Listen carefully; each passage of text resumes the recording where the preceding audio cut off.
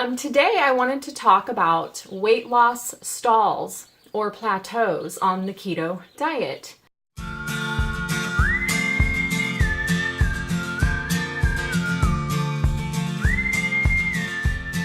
Hi everyone, this is Amy with Ketolicious Life and welcome back to my channel. If you're new, click subscribe and click on the little bell and you'll be notified of any new videos. I've had a little bit of a stall myself. I have a list here I went through and I wrote down all the things that I could come up with of just what I've seen, what I've learned over the years. Just a little bit of background. I have been doing keto, some form of low carb dieting for a very long time, over 15 years. I'm very familiar with the low carb diet, keto diet, Atkins diet. It's just something that I've always kind of connected with, and I understood the information behind it, and I've read a lot of different books. So it's interesting that out of all the diets I've done over all the years, I always come back to keto because deep down, I know it's what my body needs. So I feel like this time around, I'm in it for the long haul. So anyway, let's get started. Let's talk about stalls and plateaus. Is this happening to you? Have you had it happen? I'm going to give you, I have 10 tips here and I have a bonus tip I'm going to give you at the end. Well, first of all, let's describe what a stall is or a plateau. First of all, if you have not lost weight or inches for 6 weeks or to 8 weeks or more, then you can technically call yourself stalled. And that lets you know that either you're not doing something right, but a lot of times people, that's the first thing they point to is you must not be doing something right. You must be cheating. They start blaming you. But that is not always the case. So be advised that if you know you're doing everything correctly, there can be other underlying causes to why you are stalling, and we're going to get into that.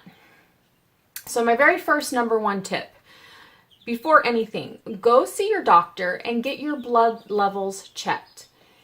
If you are deficient in vitamins such as vitamin D, if you are deficient in your hormone levels are off, any of those things can cause a stall or just prevent you from losing weight. So it's very important to get all of those levels checked right away, right off the bat. Before you start going crazy and eliminating things and restricting your calories and cutting stuff out, make sure that there is not an underlying cause there that could be causing that stall. For me, I have thyroid disease, so I'm very deficient in vitamin D, and my B's are often very deficient. Iron levels, all of those things can cause weight loss stalls. So definitely get that checked out. And if you find that there's something there that you're deficient in, you need to fix that first, and then you'll probably start to see some weight loss happen. Number two, after you've had your blood levels checked and you maybe there's nothing wrong there, everything has come back clear. What I would recommend is number two, track for 1 week. Track everything you eat. Check your macros out. Go run your macros on one of the keto diet apps. I think that's the one I like the most, and I'll link it below. So run through your macros and just do about a week of tracking, maybe 2 weeks if you want to go that far, and make sure that you really are staying under 20 carbs. It's really easy to go over. We think, this has almost no carbs, so we don't really count that as a 1 or a 2, and it's easy for that to just sneak up on us. But revisit the fundamentals of keto. Go back to the basics. Make sure you're getting your fats, your healthy fats, avocado, cream cheese, heavy cream, your oils, your nut oils like macadamia oil, olive oil, your healthy oils, okay? Make sure you're getting nice, healthy, fat cuts of meat. You need the fat. So go back to the fundamentals. Eat healthy, whole food. You might find that you are either eating over the carbs. You may not be getting in enough fats. You might be eating a little too much carbs. And then, there's sneaky carbs. People don't realize that all heavy cream, even though the labels might say less than or even 0 carbs, all heavy cream still has carbs. But companies aren't required to list the exact amount. So it might be a rounded up or a rounded down number. So just always count heavy cream as 0.4 carbs per tablespoon. And the same thing with eggs. Eggs has 0.6 grams of carbs. That's almost 1 gram of carb per egg. So you can rack up some carbs there and not really think about that. So just make sure you're counting appropriately. Go ahead and track for a week and just take a little peek inside to what you're doing. All right, number 3, cut out all processed foods like bars, cookies, all of that stuff that's processed. Eat whole, fresh foods. Stay away from any packaged, processed foods. Just stick to the basics, like go back to the beginning and start fresh and make sure you're eating very balanced meals. Those bars and those cookies, if you actually read the ingredients list, you will see there's so much in there. You might see some soy, oils or product, corn, some kind of corn products in there. Those products aren't good for us. Bad ingredients that can cause us to gain. So even though it says net gram of carbs is 2, be careful with those. I just stay away from them if you can. If you really need a sweet treat, make your own cookie, make your own bar. That way you know what's in it. I mean, the list of ingredients shouldn't be 50. It should be 4 or 5 or 6 ingredients, and then you know exactly what's in there. So cut it back, go back to fresh, whole, and very basic keto foods. Number 4, check your labels for hidden sugars. Some items say made with stevia, yet if you look in the ingredients list, you're going to see maltitol, sorbitol, other crazy things. Those artificial sugars may be spiking your insulin, and that could stall your weight loss. So sometimes if you see those hidden items in your labels, just don't get them. Just put off getting those for a while. And again, we're going back to basics. Keep it simple and whole foods. Number 5, incorporate weightlifting. Building muscle burns a lot more calories, which leads to increased metabolism, which, yep, you guessed it, that means burning more fat. So weightlifting, you don't have to go join a gym, you don't have to lift crazy amounts of weight, but if you just give yourself a little bit of muscle burning, you're going to help everything out. It will help raise your metabolism. And interestingly, as some of you have known, you've been watching my channel, I've been doing the March push-up challenge. So every single night I have been doing push-ups, as many as I can for 60 seconds. Well, in January and February, my weight loss was just 3.8 in January and like 4.8 in February. I'm okay with that. As long as it's going down, I'm good. But in March, I lost 6 pounds. Do you think that has anything to do with me building a little bit of muscle by doing those push-ups? Because I'm lifting my body weight, so that's building muscle. I don't know, but I kind of would like to say that it did. I think that it's helping to raise my metabolism. So incorporate a little bit of lifting. It doesn't have to be crazy. Buy yourself a little small set of weights or get the resistance bands, and there you go. You can do it right in your living room. All right, number 6, make sure you're getting enough electrolytes. Up your salts. Make sure you're drinking enough, but not too much. Drink when you're thirsty. There's some different thought processes out there that if you drink gallons and gallons of water, all you're really doing is just peeing out all of your electrolytes. So that's not going to make you feel good because you need those electrolytes. So on keto, I think we get a little bit more leeway with not having to drink tons and tons of water. But that said, don't let yourself become dehydrated. Keep your fluids good and drink when you're thirsty. Drink with each meal. Drink when you're working out. Just make sure you're getting the fluid intake. And then make sure you're adding electrolytes to that. A little dash of pink Himalayan salt. I'm going to be doing some recipes on some Ketorade, electrolyte boosting drinks. I have some ideas, so I'm going to be making some of those. So stay tuned for that video. All right. So number 7, check your blood ketone levels and see if you are in fact in ketosis. Make sure you're not cheating here and there, because you can be knocked out of ketosis and you're obviously going to be stalled. So if you really want to get serious about it, get yourself one of the blood meters. I really recommend the KETO-MOJO, and check your ketones. And that's a great way of just knowing that, yep, I'm in ketosis, so I'm doing that right. Okay. Number 8, too much artificial sweeteners may be spiking insulin. So, you know, there's been lots of studies and tests out there showing us which sweeteners spike our glucose and our insulin the least amount.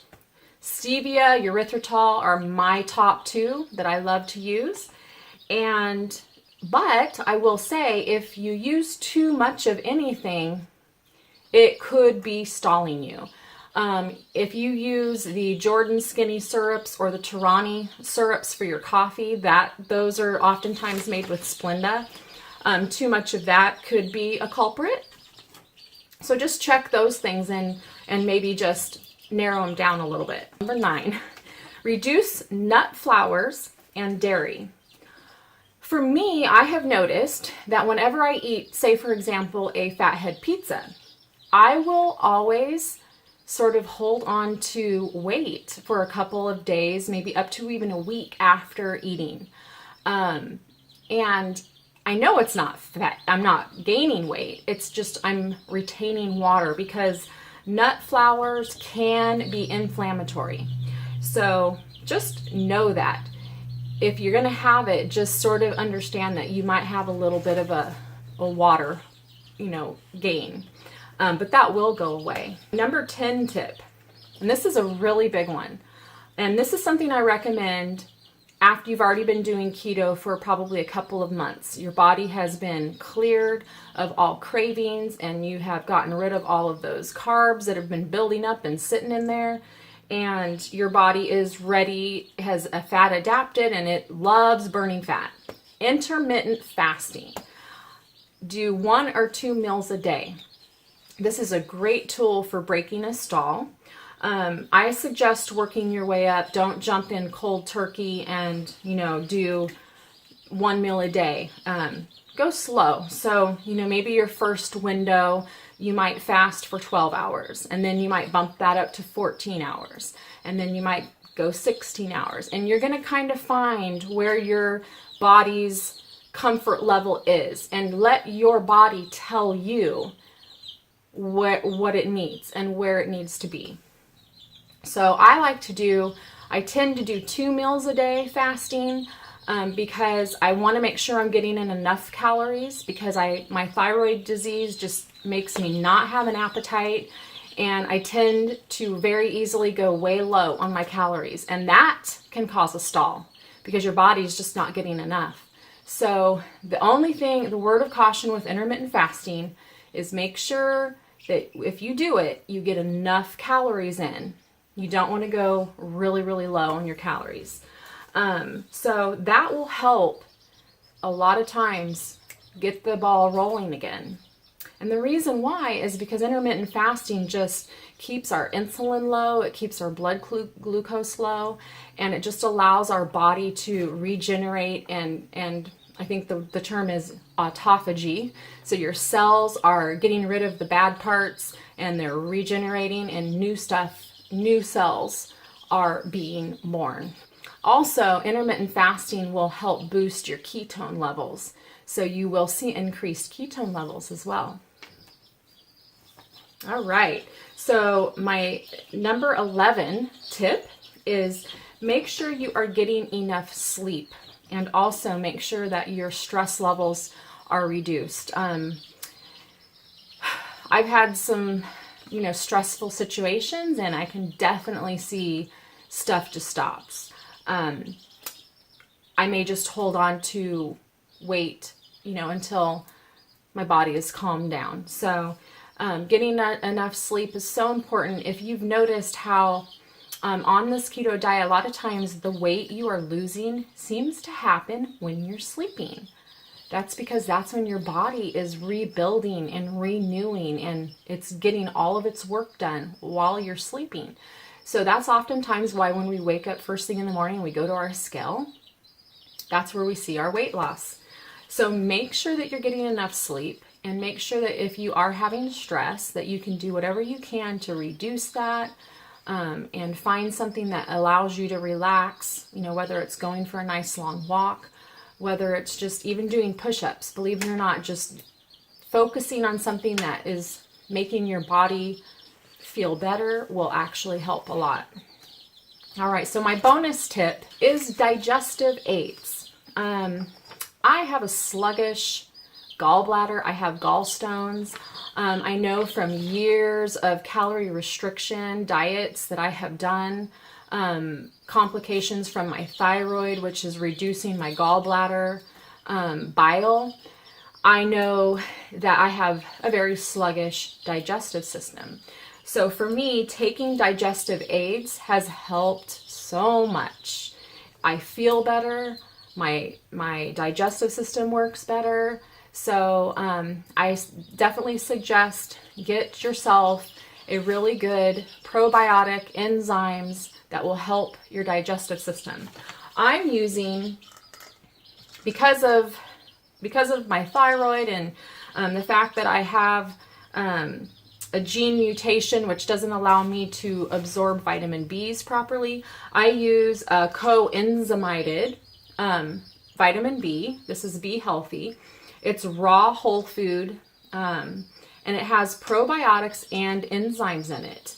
So I take this and it helps a lot. And then along with that, I get the same brand is their multivitamin. It's for 45 plus, and it also has probiotics and enzymes. So I take this and it helps me a lot. So whenever I'm feeling like if I've eaten heavy meals and I make sure I'm taking that, it seems to really help. So anyway, that is my tips for keto stalls and plateaus, and I really hope that it helps you in some way. And if I have missed any tips, please drop it below so that others can learn from your experience as well. And hope everybody's having a great keto week. So thanks so much for watching, and we'll see you soon. Bye.